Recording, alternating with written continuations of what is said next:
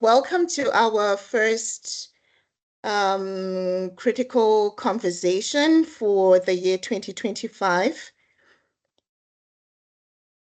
Before we start, I will just do a brief rundown of our program today.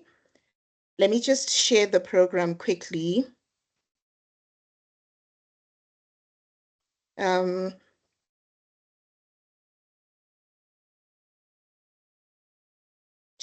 Just a moment. Can everyone see the program? No, we still only have the landing slide. Oh, there you go. That's fine. Okay. Thanks. All right.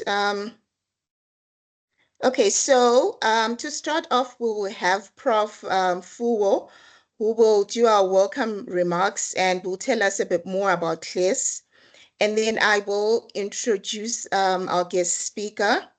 Then we will hand over to our guest speaker, Dr. Susan Mosdell. And then I will facilitate a Q&A session afterwards. And then we'll also have final inputs from our speaker. And then Dr. Fredua will do our wrap up. So it's going to be a tightly packed program, but I think we're going to make it within the given time that we've set out in the program. So without going much further, I will hand over to Prof. Fuo to give us our welcome remarks.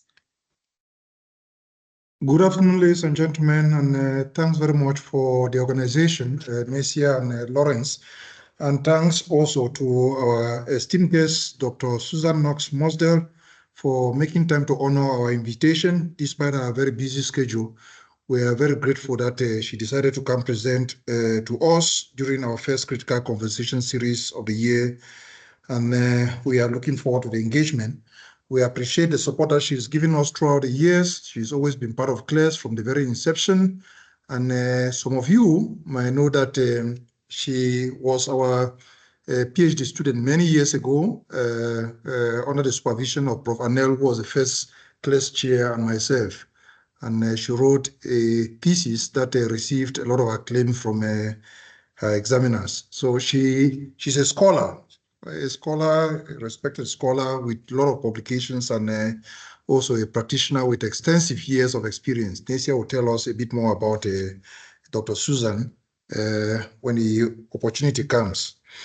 For those of you who may not be aware, CLES is a research entity within the Faculty of Law. It forms part of the broader research unit of the Faculty of Law, and it is situated in the Potchefstroom campus of the Northwest University.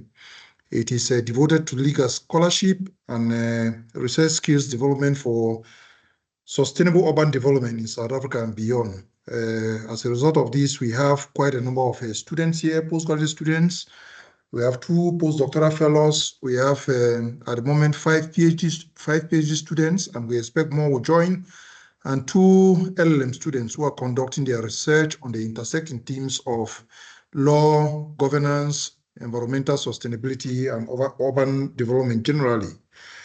Every year, we try and reach out to the broader scientific community and invite a very established practitioner or scholar to present a talk on any theme that we find relevant. And people are free to join, students, practitioners, colleagues at the faculty, to be able to engage with the presenter at the end of the presentation usually. So we had our first CLES Critical Conversation series in 2019, and following COVID, we decided to move online. So we've been doing it visually after COVID, and we anticipate that before the end of the year, we should be able to have it face-to-face. So this is the first one. We are going to have the second one around June, and the third one around probably November or October. For those of you who don't know, I am Oliver Fuo. I'm a professor at the Faculty of Law, and I serve as the interim chair of CLES. And CLES was established by the National Research Foundation in 2018, and it became operational in the Potch campus in 2019. It forms part of the research chair initiatives that is intended to promote postgraduate research and the production of a lot of LLMs, or I could say masters and doctoral graduates in South Africa.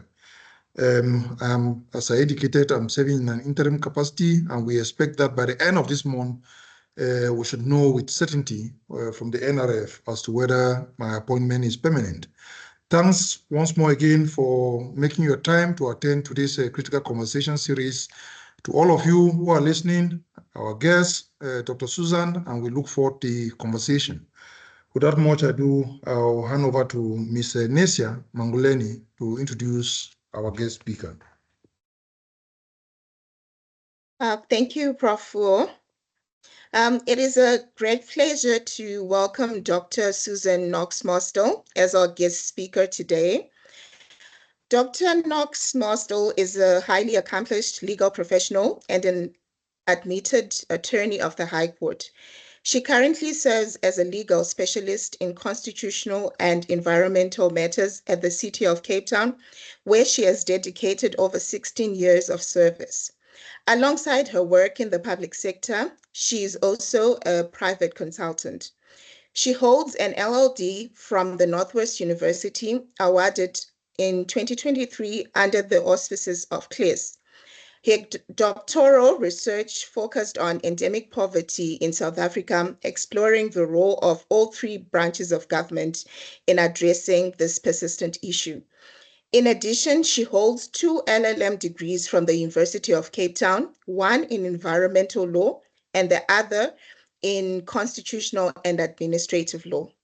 Today, we are honored to benefit from her insights on a topic entitled A Legal Perspective on Sustainable Development and Urban Poverty in South Africa. Please join me in warmly welcoming Dr. Susan Mosdell. Dr. Susan, the floor is yours.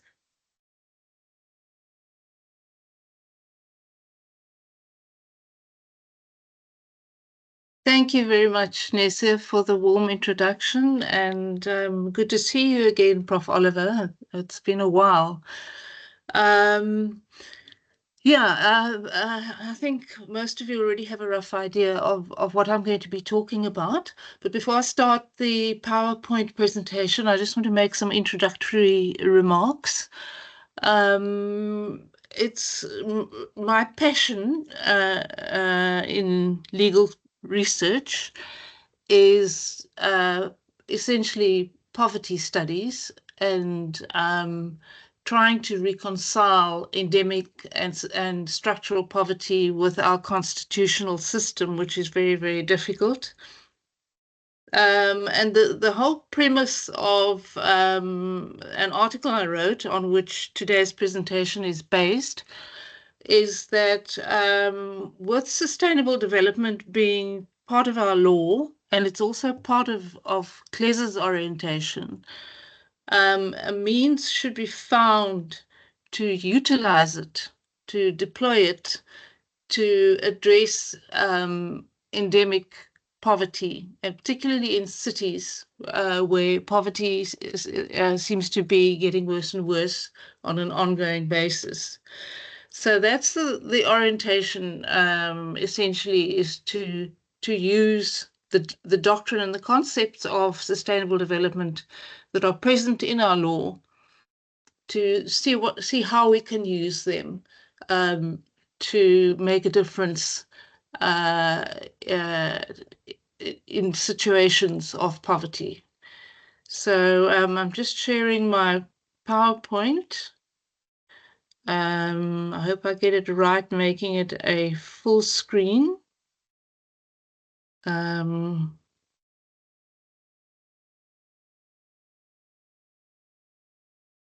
Sorry, I've just got to minimize something else first. Can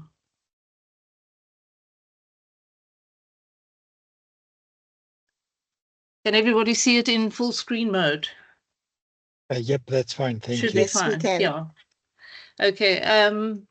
Yeah, the presentation itself is not very long, but there is a lot of scope for discussion, and Of course, the slides are in point form, in summary form, so I will be adding a little bit of content and comment to each slide. I've broken it up into 5 sections, A to E. First, looking at the doctrine of sustainable development, then looking at urban poverty in South Africa, and then specifically zooming in and focusing on South Africa's commitment to sustainable development in the context of polarized cities, because we do have, as many of you will be aware, I think it's generally known and accepted that our cities are polarized when it comes to having pockets of wealth and pockets of poverty. It's certainly very, very prevalent in Cape Town, where I live. And I think it's very similar in other metros and in larger medium-sized cities that are smaller than metros. So then Section D looks at how the Sustainable Development Doctrine can be utilized towards poverty amelioration. I've got some thoughts on that, and they are academic sources which can be looked at, which are cited in my paper. Apologies for, I see I duplicated some text there in the title for D. And then E, some concluding remarks, hopefully drawing together the threads of the discussion. So first of all, the doctrine of sustainable development has been around for a very long time, and I'm going to sketch its background. I think most of you have probably been taught this many times in environmental law classes, and have come across it in your reading and research, but this is just a refresher to remind us all of where it comes from. It originates from the Brundtland Report, which came out in 1987 and which was the precursor to the 1992 Rio Conference, where the Rio Declaration on the Environment and Development was produced. And then subsequent to that, it was actively espoused, is the word I've used, taken on board in the South African Constitution and in NEMA. It's just an interesting thought to interject here. The timing of this is prior to our political transformation of 1994.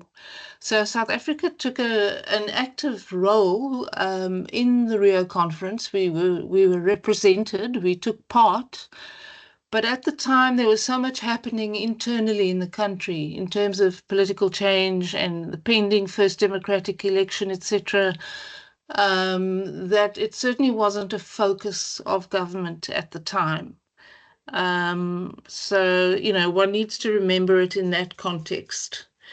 In more recent times, the interconnectedness of sustainable development and poverty has been acknowledged in the international sphere. In the actual 1992 Rio Declaration, there wasn't much said about poverty, but in Rio Plus 20, which is 20 years later in 2012, it was acknowledged as being a relevant, I beg your pardon, consideration in looking at sustainable development. And now, with our 2015 Agenda for Sustainable Development, it is the first on the list of SDGs, of Sustainable Development Goals. And the way it is formulated is that we should end poverty in all its forms everywhere.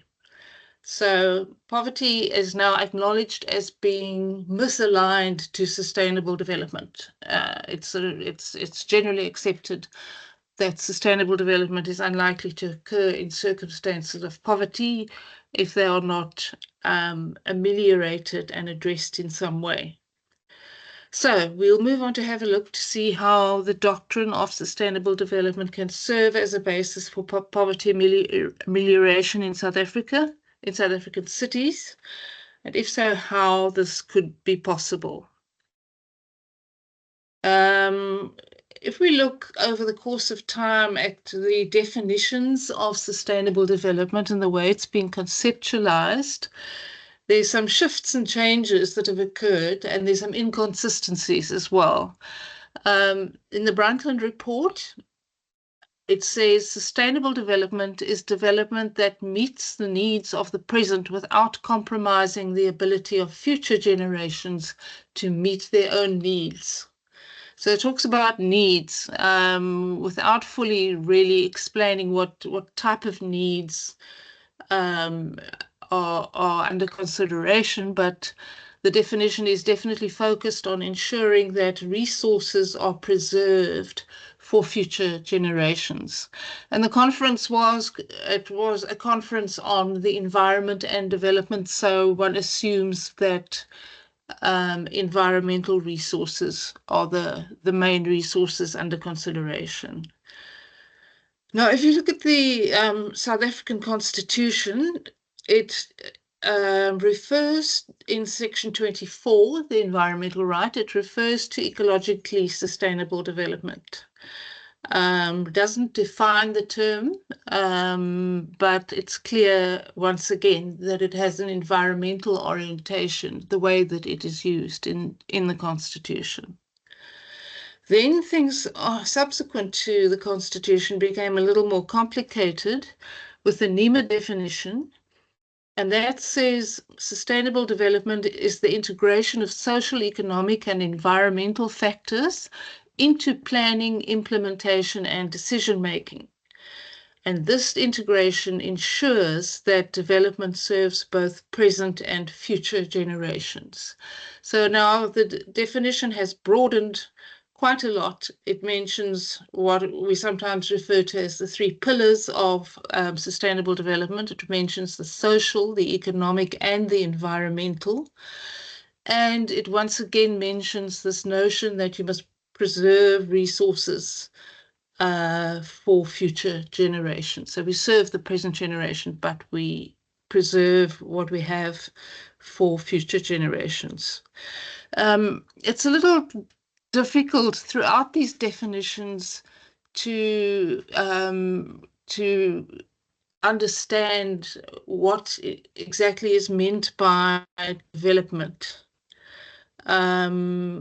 Development, the word suggests something new happening, something that wasn't there before occurring and evolving.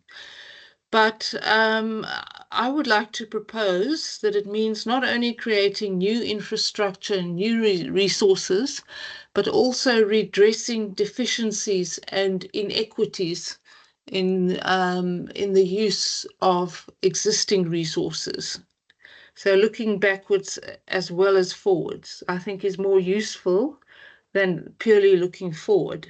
But the definition of development as conceptualized in the international sustainable development regime remains a bit of a gray area, a bit fuzzy, one would say. Now, looking at urban poverty in South Africa, we are living in the aftermath of colonial and apartheid cities. I think we all know that.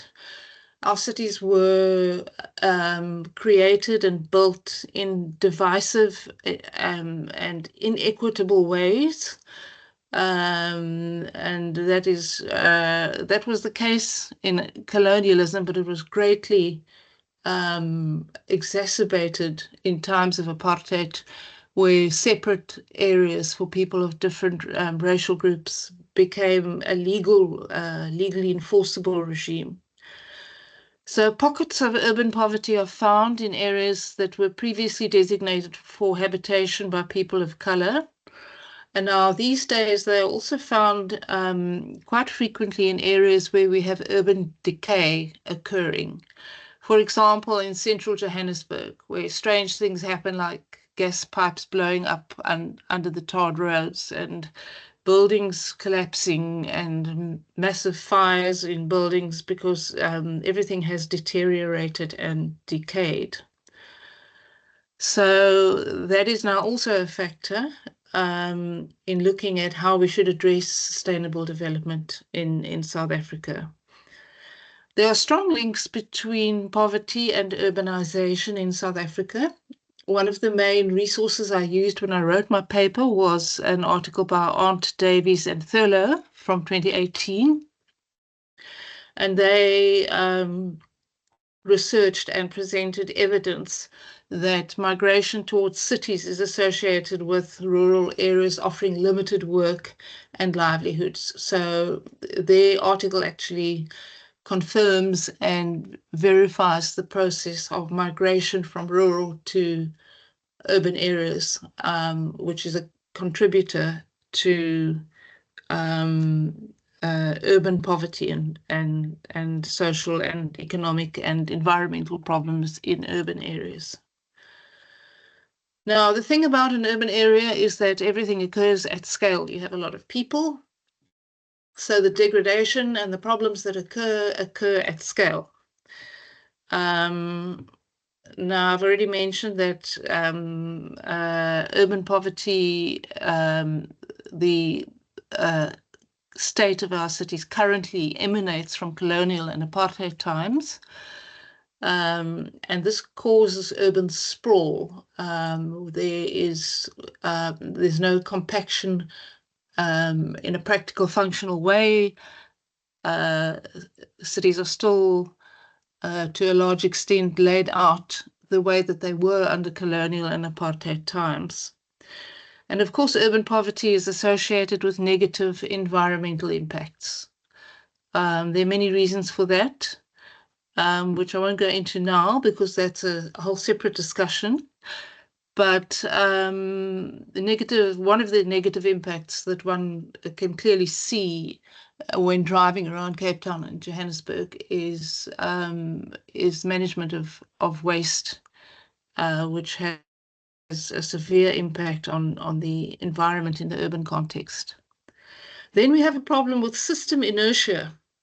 Things don't change, not easily anyway. They only change when there are strong and active, purposeful efforts to make changes. And in the situation of urban poverty that we currently have today, there has been little change in the 25 years that we've had since democratization. So there is definitely a great inertia that occurs.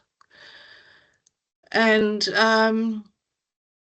there's also a disconnect between service delivery imperatives, climate change policy, and environmental governance. These things are not integrated in our legal system as they should be. So the links between these factors are not clear in legislation and also not in practical terms. Now, our commitment to sustainable development, as I've already mentioned, we took part in the 1992 Rio Conference, but the focus at the time was on, government's focus was on political transformation and negotiation of the Constitution. Then in the year 2000, there was a conference, Millennium Conference on Sustainable Development. And at this conference, MDGs were formulated, Millennium Development Goals, as opposed to the SDGs that we have now currently. And they included both poverty relief and sustainable development, but it's not really clear how these were interlinked with each other. Then we had the World Summit on Sustainable Development in 2002 in Johannesburg, only 2 years later. And that was a very turbulent and controversial conference. It didn't develop the linkages any further. When I say linkages, I mean between poverty relief and sustainable development. And there was massive protest in Johannesburg, especially from poorer communities and also from some external overseas communities. And the general criticism against the summit was that it was showcasing capitalism. It wasn't looking at alternative models of governance. and it was showcasing industrial development rather than ecological or environmental sustainability. Now, in Rio +20 in 2012, we took part actively. This conference saw an explicit enunciation of the importance of poverty in the international sustainability discourse. It made this connection explicit, but it didn't do a lot of, there was not much elaboration on the connection, but it did serve as a foreshadowing of the prioritization of poverty, which occurred in later years in the international sustainable development arena. The most significant international SD conference is the summit of 2015, which was called Transforming Our World, the 2030 Agenda for Sustainable Development. And that saw the introduction of poverty relief as the first on the list of the SDGs. And there is a wide range of targets mentioned under this goal, which are worth looking at because they give context and they give content. And these are the eradication of extreme poverty. Extreme poverty is described as living on less than $1.25 per day. The proportion of those living in poverty according to their own domestic standards, implementing nationally appropriate social security systems, including floors. I think by floors they mean minimum income levels, ensuring rights to economic resources, ownership and control of the land, also of inheritance, natural resources, technology, financial resources, and enhancing the resilience of the poor and reducing their exposure to shocks and disasters. So there was a lot of content in there. It's a little bit jumbled. I think, in my opinion, it's all valid, all well considered, valid imperatives that are listed under SDG 1. But once again, one needs to look at the practicalities. Now, some writers by the name of Stevens and Carney, whom I also quote in my paper, comment on Transforming Our World on the conference. This is a year afterwards.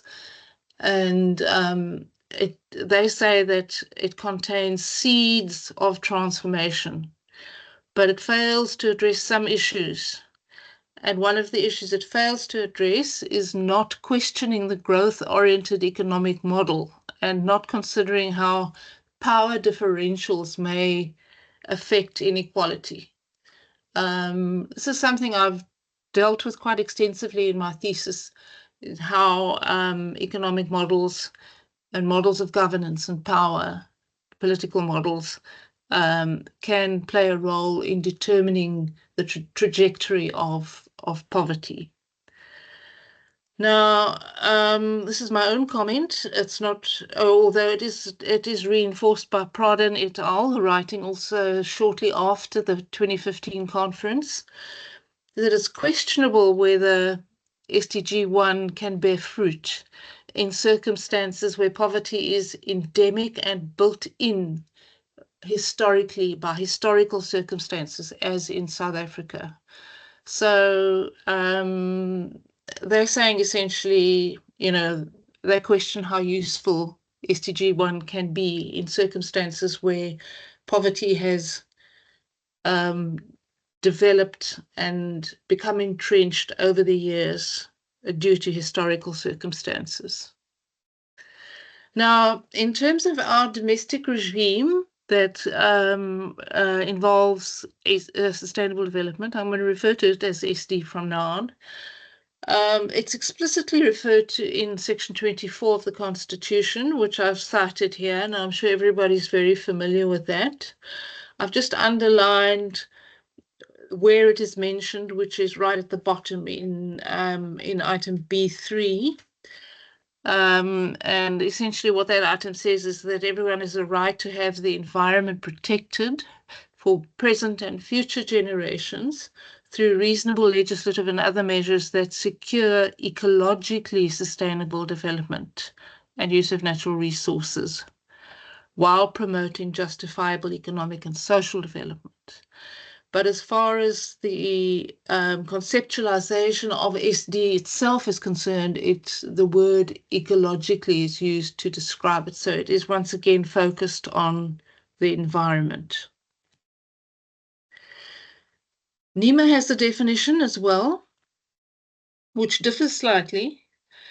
It says that sustainable development is the integration of social, economic, and environmental factors into planning, implementation, and decision-making to ensure that development benefits both present and future generations.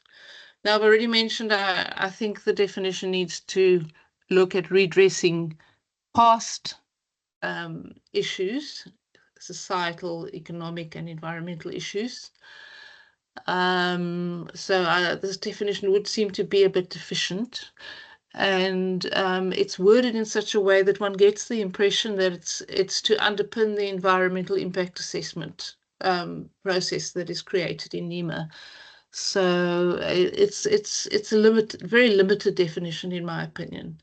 It doesn't mention poverty relief as an SD imperative. Rather, it focuses on considerations for EIA assessment. But it also doesn't indicate methodology for applying the considerations for EIA assessment. And there's no indication that poverty relief is a specific imperative in the social part of sustainable development. So therefore, it can't be said that NEMA provides any solutions for the pursuit of sustainable development in relation to poverty relief. Then, looking at court judgments, here there is, unfortunately, in my view, and I think that's supported by a couple of academic colleagues, there is very little in court jurisprudence that helps us understand how we can use sustainable development in improving things, generally speaking, environmentally, economically, or socially, and also specifically in relation to poverty. The first recognition of the concept related to environmental impact assessment, and it was in the fuel retailers case back in 2007 in the Constitutional Court, but it was very much focused on the economic aspect of sustainable development. It dealt with petrol stations and how sustainable it was to have them, or how unsustainable it was to have them in close proximity to each other. And then we have WWF versus Minister of Agriculture, which is a High Court judgment, which I think is quite significant. It's not generally hailed as a significant judgment because it's not a ConCourt or an SCA judgment, but it highlights how resource depletion can exacerbate poverty. And it's useful, in my opinion, in linking sustainability and poverty. So it's a useful judgment for purposes of this discussion. Then we have the case of Sustaining the Wild Coast, NPC, versus Minister of Mineral Resources and Energy. This is a very interesting case, and it's still running currently. The judgment that I looked at for purposes of this slide was the 2022 judgment in the Eastern Cape High Court. It relates to oil and gas exploration on the Wild Coast and the impacts on the ocean and on marine life. It doesn't deal with SD and poverty explicitly, but the court attached a lot of weight and acknowledgement to the poor circumstances of the fishing community on the Wild Coast in determining whether or not they had a right to have a voice in the environmental decision-making process. So their poverty and the harsh circumstances under which they live, dependent on the marine environment to sustain themselves, was a big factor in the court's decision-making. So that's why I consider this to be an important judgment also for this discussion. Then we have the trustees of the Groundwork Trust versus Minister of Environmental Affairs, which is known as the Deadly Air case. And there's been a very recent, when I say recent, I think it's in the last week, SCA judgment, which supported the earlier 2022 Gauteng High Court judgment. Once again, a very big part of the rationale or the ratio that is applied in the judgment, the original judgment and the new judgment, which endorses it, is the harsh circumstances of poverty under which the affected communities live. And this is in the Highveld priority area where there is a massive air pollution problem. So there is some jurisprudence that one can dig out, but it involves quite a lot of digging and quite a lot of deductive reasoning. None of the cases I mentioned definitively illustrates SD as a doctrine to be applied in the amelioration of poverty. They all deal with poverty only obliquely or as an incidental circumstance. So I think it's fair to say that the fact that we have endorsed and adopted SDG 1 as part of our adoption of the 2015 SDG agenda has not translated into directly into court jurisprudence in South Africa, or not at this point. So there's a deficiency in that regard. When it comes to national policy documents on SD, it's a really rather pathetic situation. We have a national framework for sustainable development, which goes back to 2008. And it acknowledges poverty relief as a component of sustainable development. So when that came out, I was personally was very encouraged that it made that acknowledgement. But then it was superseded by the draft National Strategy and Action Plan for Sustainable Development 2011 to 2014. It's still a draft. There's never been a final version. And the document is very much ecologically focused and doesn't say much at all about poverty. So these documents there are old, of course, and their relevance has diminished over time. And the fact that they've never been taken further and updated, this doesn't augur well for the recognition of sustainable development as a poverty relief mechanism. So these are ideas, and this is where I think the scope for discussion really arises that I've listed, and they are discussed in my paper as well, just to provoke some thought as to how we can use the SD doctrine towards poverty amelioration. And the first is that academia and government and courts need to take a broad view of the application of the principles of sustainability. And this is in light of the redistributive and transformational nature of the Constitution. The Constitution is a broad document advocating change in many spheres of life. It's not focused purely ecologically or purely socially or economically. The integration of poverty issues into sustainable development theory would be consistent with the approach taken in the Constitution. Then one could expand the goals and objectives of sustainability discourse to include considerations of social justice and equity, because these are interwoven with issues pertaining to poverty. So instead of just talking about economic, social, and environmental, we could look at social justice and equity, which are very, very cogent issues in South Africa. We need clearer government policies and programs on sustainable development, and maybe some updating of those very old policy documents. And they need to have poverty relief components, and they need to be formulated to secure the buy-in of civil society, because sustainable development as a mechanism for poverty relief is something that is not going to be achieved by government alone. Civil society would have to be part of the process. Then government policy needs to be underpinned by a developmental approach.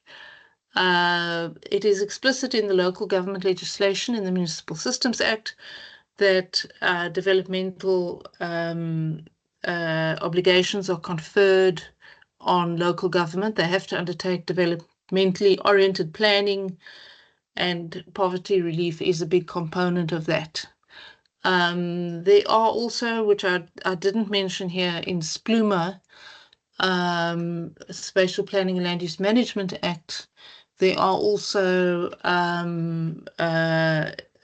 more integrated and developmentally oriented principles, but they relate to spatial planning specifically, and not to the broader context of poverty relief.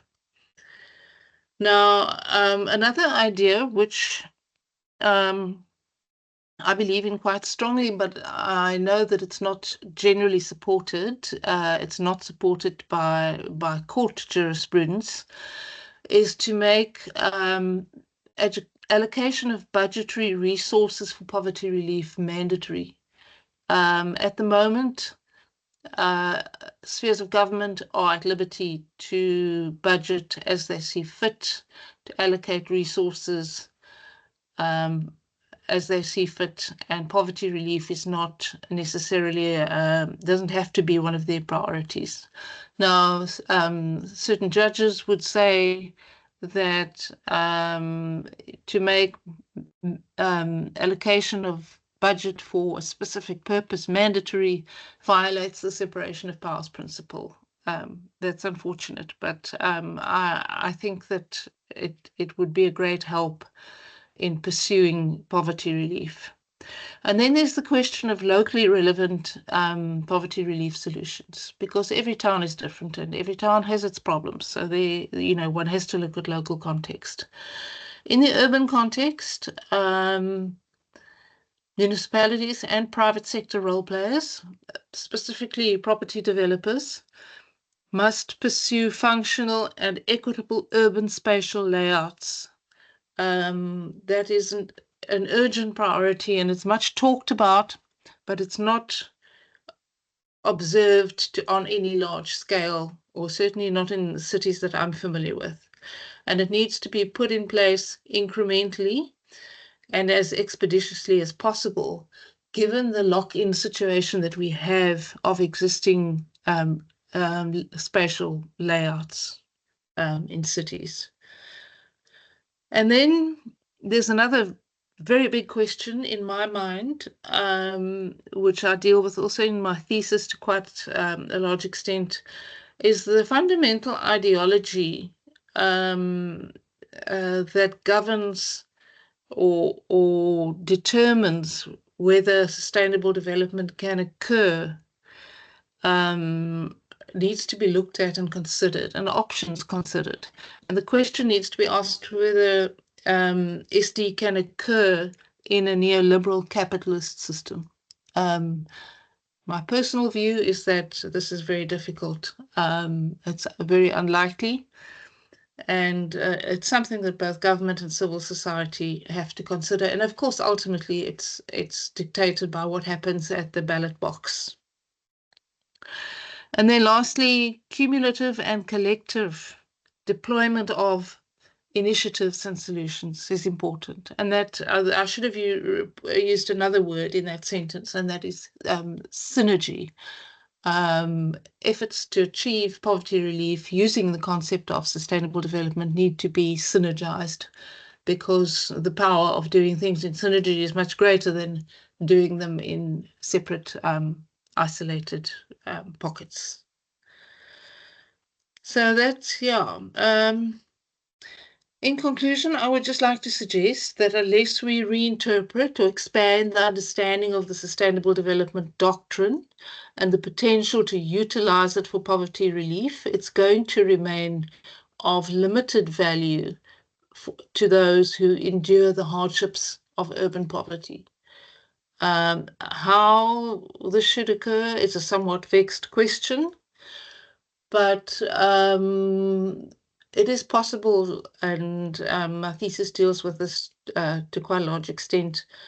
It is possible to develop theory and argument as to what the three branches of government should do. The legislature, maybe to a more limited extent, but the executive and the judiciary in particular could play a role in the more meaningful development of the doctrine of SD and its utilization to address poverty. So yeah, that's the end of the presentation. I hope I haven't exceeded the time I was supposed to take. So I'm going to exit. Lisa, I'm not sure, should I leave it on screen in case somebody wants me to revert back to one of the slides? I think you can leave it on screen Okay. for easy reference. Yeah. Okay. Thank you, Dr. Susan, for the presentation. I think we can all agree that it was both informative and insightful, and also quite precise. You finished way ahead of your time allocation. So we're going to move straight into our Q&A session. So we're just going to allow 2 questions at a time, and then we allow Dr. Susan to respond to those questions. So if there are any questions, you're welcome to raise your hand, and I will call out 2 people at a time.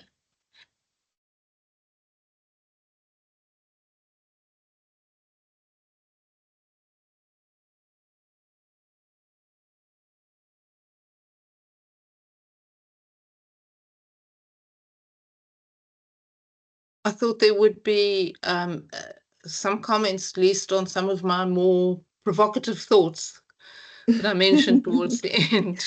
I see Prof's hand is up. Prof, you're welcome to pose your question.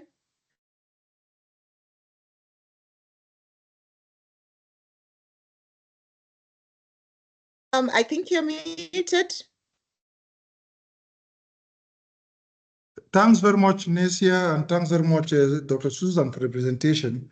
At least I should break the ice. I think that will give the others courage, the courage which is required to to ask questions. I found it very interesting, and I think our students know, and you also know that we share the dream of addressing the deep structural poverty that we have in South Africa together. So that is one area where our researches really converge. And I've been thinking about the issue of poverty alleviation or amelioration in South Africa for some time now, and I think that it is an elusive fight. I don't know if it is something which we will be able to address within a reasonable time frame, going at it with the current approach that the government has adopted. I read a book, a small book, a pocket book, about a history of poverty in South Africa, and I saw that the strategy which the apartheid government used to solve the problem of the urban white people in South Africa is the same thing that the ANC is trying to rehash, and that cannot work because of many difficulties which are also a bit different from the challenges that we had back then. So I don't know. Do you have a time frame in mind that you envisage that will be able to solve this problem? That's the first question. And then the second one is looking at how far we are from achieving Sustainable Development Goal 1. Do you think that it will be necessary for us to waste a lot of effort trying to redraft the commitments in that provision, or simply just extend the deadline for its achievement? Because I know at the end of 2030, or even before the end of that, we'll probably have new international development commitments in relation to poverty and many of the other challenges, developmental challenges that we face. All right, Dr. Susan, you're welcome to answer Prof. Fuo's 2 questions, and then we'll move on to other questions. Right. These are all vexed questions. They don't have easy answers, or both of them are. In terms of a time frame, the only comment that I would like to make is, I mean, it's very difficult to formulate a time frame, but it's also very, very frustrating that the outcomes and the work done in pursuit of the SDGs always seem to be delayed. So, I mean, I think timeframes need to be, as soon as possible, need to be prioritized. You know, urgency, some urgency needs to be built into the scheduling of the efforts towards achieving SDG 1. Because it's not only in South Africa that that poverty is growing worse. It's in many other countries as well, particularly in Africa. So I mean, I don't have a time frame because I think outcomes are long overdue, and all I can say is that greater urgency needs to be applied. Then in terms of redrafting the commitments, yeah, I think the commitments under SDG 1 are a bit jumbled. I read them out, or some of them out on my one slide. I think they are more structured and perhaps structured in the sense that priorities might be identified. A list of commitments would be useful. So I would favor a redraft, negotiation, rediscussion of those commitments, and particularly in light of developments that have occurred since 2015 is now quite a long time ago. So they're due for an update, I would think. All right, thank you, Dr. Mosdell. We have a question in the chat box, which I'll read out first from Dr. Erasmus, and then Sahil, you are welcome to pose your question after. Okay, so Dr. Erasmus says that, sorry, I'm sitting in a storm at the moment, so you probably won't hear my voice. Thank you very much for the presentation, Dr. Knox Mosdell. I found your approach to try and deploy SD as a tool very interesting. I do have a question. How can SD be actioned towards development? It seems to me Section 24 of the Constitution and the NEMA frames SD as a tool to protect the environment only. It doesn't impose an obligation on government or anyone else to actually develop. Only that if development does take place, that it has to be sustainable for the sake of the environment. I hope you got that, Dr. Mosdell. Sahil, you are welcome to pose the question now. Thank you. And thank you, Dr. Mosdell, for this. I just have two linked questions. I can't hear you clearly, Sahil. Am I clearer now? Just a little Still bit louder. We can hardly hear you. yeah, it's very faint. I'm gonna mute. Okay. Is it a bit clearer now, or is that okay?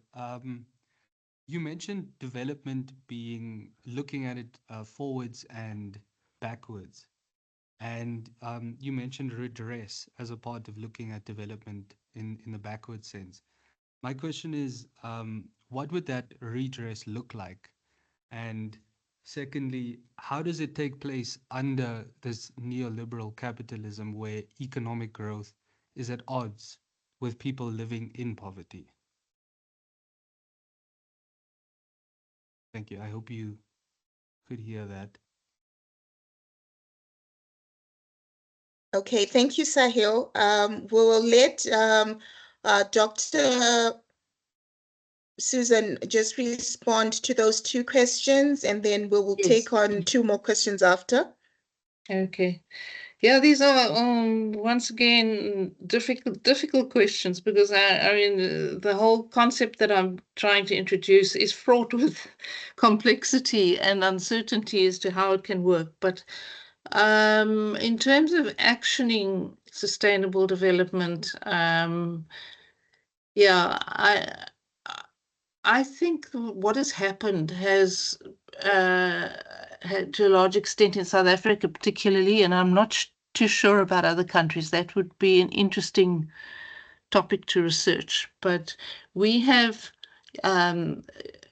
grabbed onto and got enthusiastically incorporated the concept of sustainable development into our domestic law. We've taken it from the international platforms where it's been introduced, and we've embraced it and taken it on board locally, but we haven't thought about what exactly we're going to do with it.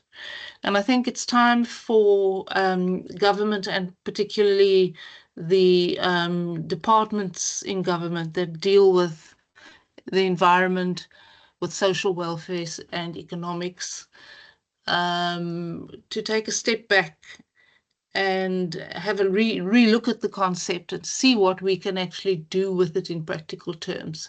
Because at the moment, there is no there's no cohesion. There's an action plan from 2011, which is still in draft form, and which is in any event ecologically focused and doesn't seem to be very useful. So I think that part of actioning would be going back to those initiatives that we had in 2008 and 2011 to 2014 to formulate our policy and our action plan, and think about what we can do with the concept going forward. There must be better ways than the current approach of government, which is one of working in silos. So that's pretty much all I can say. But I think it's incumbent on cabinet, on the presidency, to ensure some cohesion between different government departments, and some redevelopment of policy and the action plan. Then Sahil's questions, yes, that's very difficult. What I was saying essentially about looking backwards, besides, in addition to looking forwards and looking at redress, is that you can't start an poverty relief program based on the principles of sustainable development on the base with a starting point set in today's times, because this country has such a long history of inequity in the past, and separation, and separation of everything, and deprivations suffered by parts of the population. And I think that any SD solutions have to be formulated with those backgrounds in mind. I do know that some people would argue that it's now 25 years or 30 years since the political transformation, and we should now just move forward and not dwell on things that happened in the past. But the reality is that they do still have a determinative effect on the circumstances of people living in poverty. It has not been possible for poverty-stricken communities to break free from the shackles of apartheid and colonial induced deprivation that has been suffered. Those effects are still being felt today. So that is the main reason why I would say redress is an issue. There was another part to your question, Sahil. Could you remind me what the second part was? It was something about inconsistencies, but my notes became a bit blurred at that point. Oh, no, the second question was, how does that redress take place when in a system of that neoliberal capitalism where yes, economic growth is at odds with that's those the in poverty? inconsistency. Yes. Thank you. Well, I mean, I agree with you that economic growth is at odds with poverty relief. But I think that more needs to be said about this. Government needs to realize it and make sure that try to introduce a socio-political system where we aren't shackled by the preservation of wealth that we have currently under the neoliberal governance system. I mean, obviously, one can say government should change its paradigms and models, political models that it works from, and we all know that won't happen unless it's driven and unless voters vote for it. But that is the ultimate solution, in my opinion, is that political change has to occur. And we may get into a situation that is so bad that poverty relief and service delivery deficits and all of the things that go with poverty, become so bad that government has no choice but to make some fundamental ideological changes. I kind of think we will get there at some point, if not in the next few years, at some point in the future. All right. Thank you, Dr. Susan, for the responses. I think we have 3 more questions. D. Maritz, you're welcome to pose your question first, and we'll have Dr. Fredua coming in second with his question. Ledile, I've noted you. Will ask you to come in after Dr. Mosdell has responded to the 2 questions.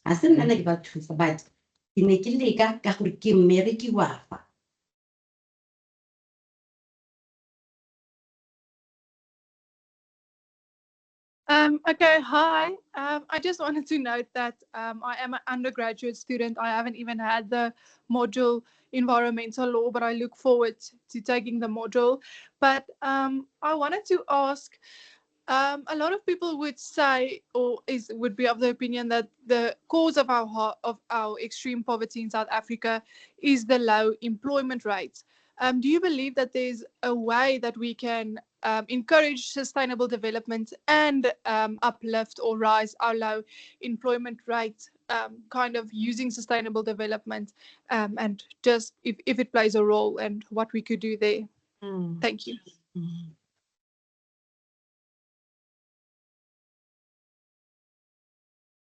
Dr. Fredua, you're welcome to pose your question now.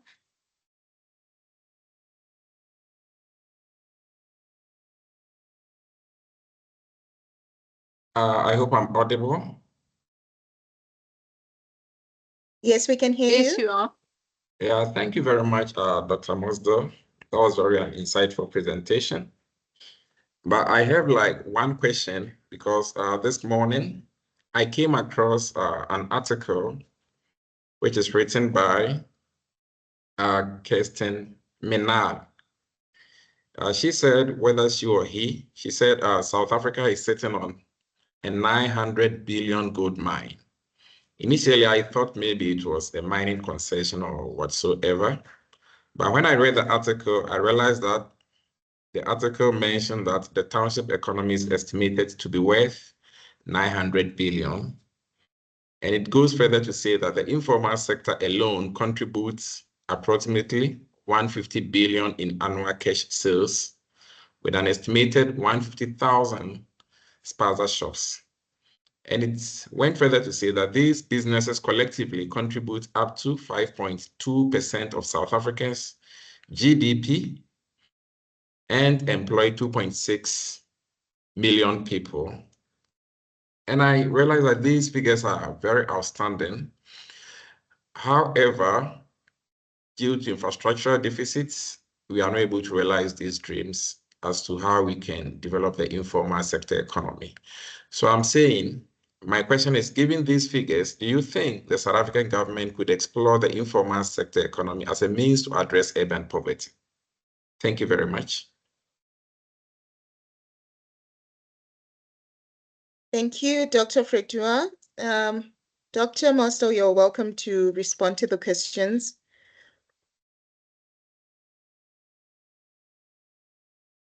Yes, thank you.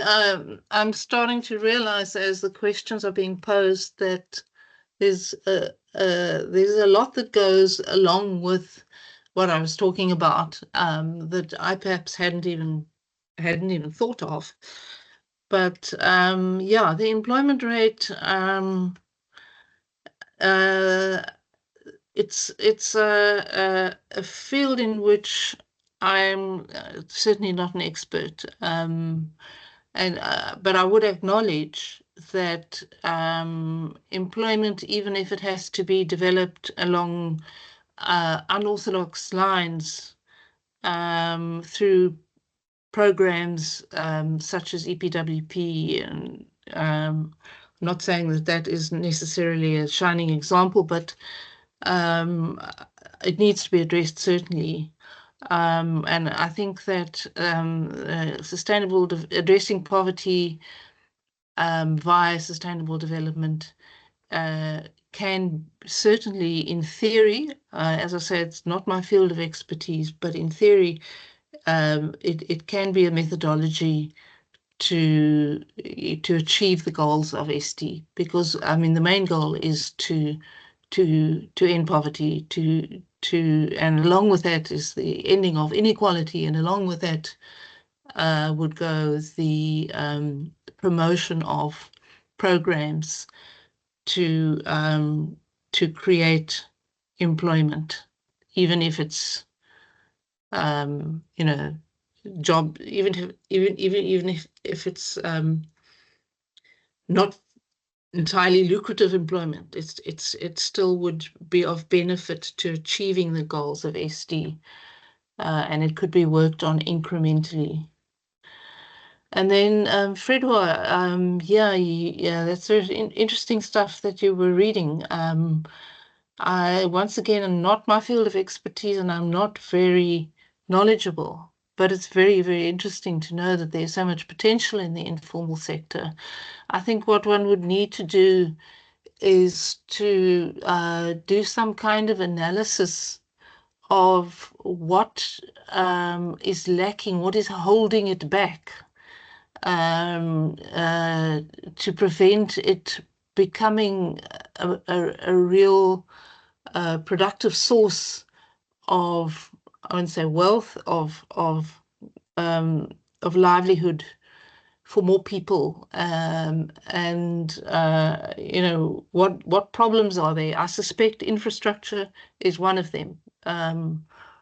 Roads, electricity, water, things that are needed in order to do business. So yeah, I mean, I don't know the answer, but I think it would be very valuable to do an analysis of what exactly the informal sector needs to help people out of poverty to a greater extent. It sounds like it's already doing rather well, or rather better than I was aware. But I think that would be the first step, is to do a study of what is required. And it may have to be localized, because I'm sure that the informal sector varies a great deal from one urban location to another. But yeah, thank you for the very interesting question. Thank you, Dr. Knox Mosdell. We had a question from Ledile. Ledile, you're welcome to pose your question. Okay. Can you hear me? Yes, we can hear you. I can hear you. Yeah. Okay. No, thank you so much, Dr. Susan, for such an informative presentation. You made mention of inconsistencies in the national policy documents and the failure thereof to take them in recent years. So my question, or rather, I just want to find out, from your perspective, do you think this inconsistencies or failure thereof points, or rather reflects, a broader legal and political neglect of sustainability as a poverty relief mechanism?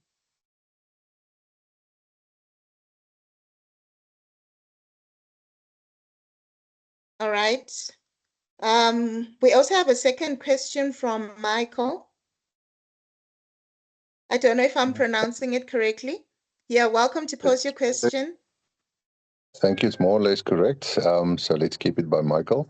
So I only have two questions that relates to government. The one is, how can local government as a legislature contribute to sustainable development in a national legal framework, the same with your provincial legislatures?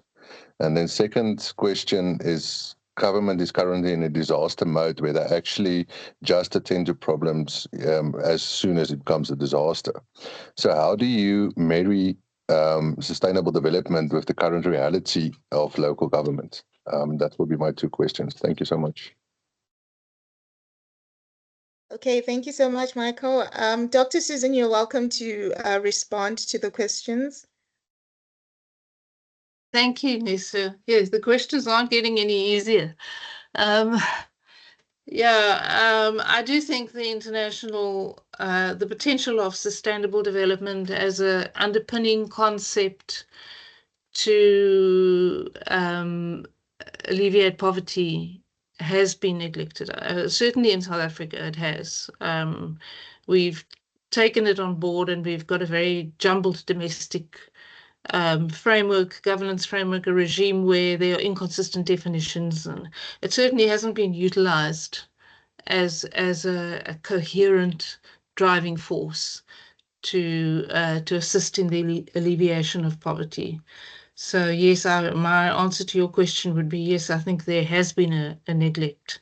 I'm not an expert on how the concept has been utilized in other countries. There may be people in the audience who are knowledgeable in that regard, who can make some comments.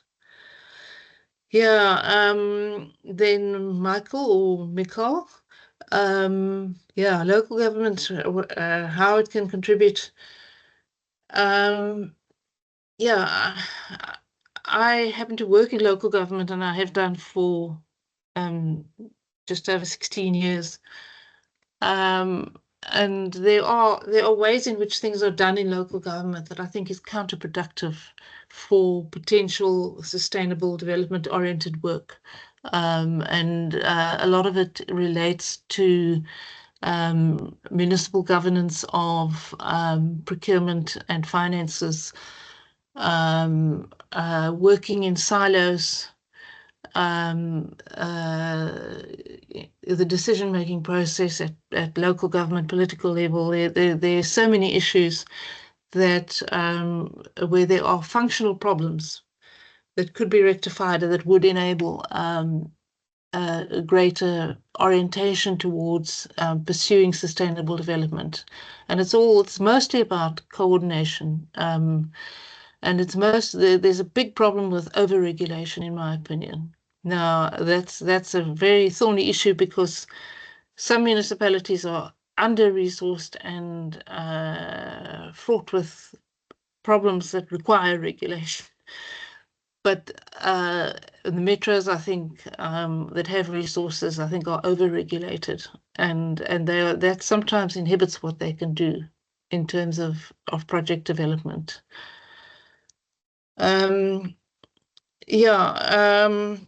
It is true what you say, that things tend to only happen when there's a disaster looming or a disaster that's already struck.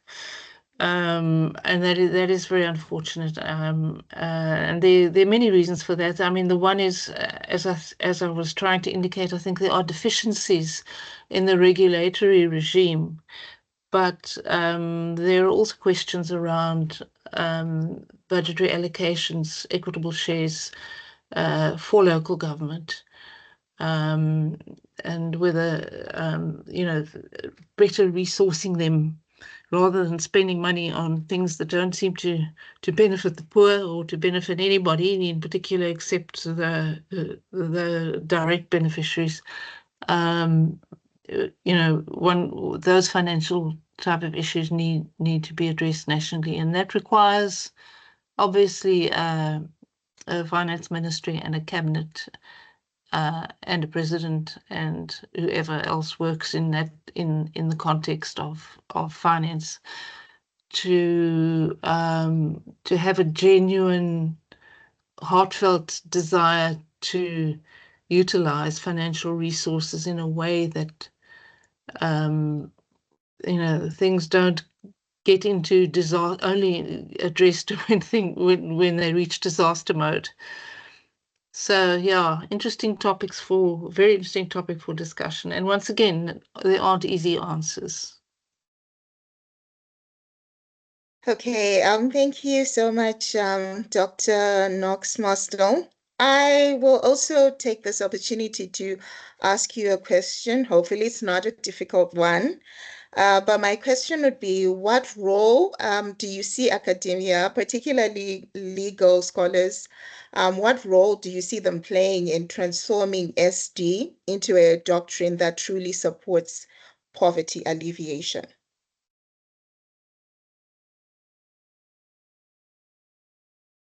Yes, Nessa, that's a very, very interesting question. I mean, it's long been a source of frustration to me that there is a lot of academic material written and presented and discussed, which poses potential solutions to governmental problems, but it's not fully utilized for this purpose. And I think a mechanism should be found to address that problem.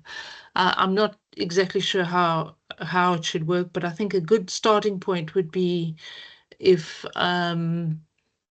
both the executive and the judiciary were better informed about relevant academic work and academic theories that have been developed when they're dealing with whatever issue they're dealing with, because it's very, very seldom, for example, that one sees academic writing cited in court judgments. It's almost like it's a separate world and it doesn't have a role to play, and I think that's very unfortunate. And I think that should be addressed by the Chief Justice's office and all the management of the judiciary, and also by the executive, because there's a lot of information that emanating from academia that could better inform the development of national policy and legislation.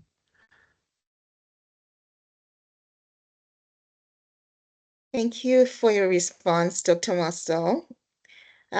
Is there anyone else who has a question? Hi, Nessa. Yeah, I don't have a question, but just to further comment that I think that there are many solutions, varied solutions to the problem, and Susan has been talking about many of them. I think that two that are also important. One of the participants raised the other one earlier is really the growth of the economy and job creation. If the economy does not grow and it continues to stagger at the rate at which it's growing, 2%, 3%, 1%, 0 point something percent per annum, if we continue on that trajectory, even in the next 20 years, the problem will not be solved, 20, 30 years. So maybe our economic advisors really have to sit and advise government on what to do in this regard. We hear at times government making noise that we have people sitting on billions in South Africa are not willing to invest that money. And when you get to the business community, some complain that the policies of the ANC also are not good. So it becomes difficult for them to invest their money. They talk of policy uncertainty and so on and so forth.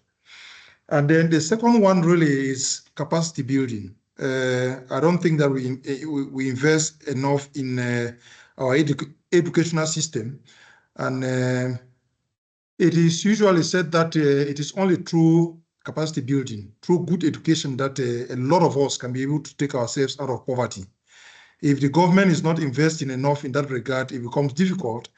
And I usually say I'm worried at times when all I hear ministers say is that we have a lot of mines, we have a lot of minerals, we have a lot of critical minerals, we can supply so many countries, and the emphasis seems to be only on extraction rather than capacity building. And there are many countries in the world that have really developed without making good use of the extractive industry. Some don't even have. For instance, if you look at a country like South Korea, they're developing because they invested a lot in information technology and not only extraction of minerals. So I think those are two small comments that I thought I should chip in. Thank you, Prof, for your insights. If there aren't any further questions, maybe we can have some final inputs from Dr. Knox Mosdell. But I'm just, I don't know, is there anyone who has a comment or a question before we go there? We still have time.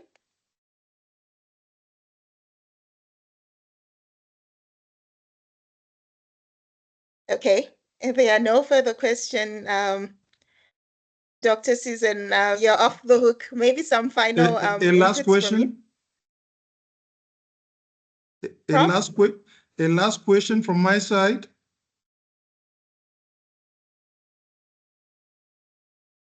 You're welcome to pose your question, Prof.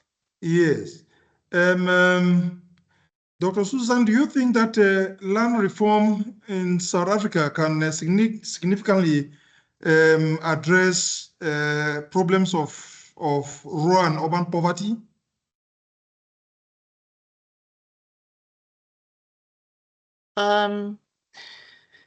That's a very interesting question. I'm once again not an expert in the field of land reform, but it certainly holds potential because of the history that we have and the underutilization of land and the potential for people to generate wealth through proper use of land, etc. I think land reform holds great potential to address problems of poverty, but I'm aware that it's a very, very, very complex area, and I rather fear that looking at some of the current responses to the new expropriation legislation, I rather fear that we're not going to get very far very quickly when it comes to governmental programs for land reform, because of Section 25 of the Constitution and the potential for holding up the expropriation issue, or expropriation for nil compensation issue in court for probably 5 to 10 years. So I'm quite depressed at the prospect of land reform being useful in addressing poverty. But I mean, I think theoretically, the potential is definitely there.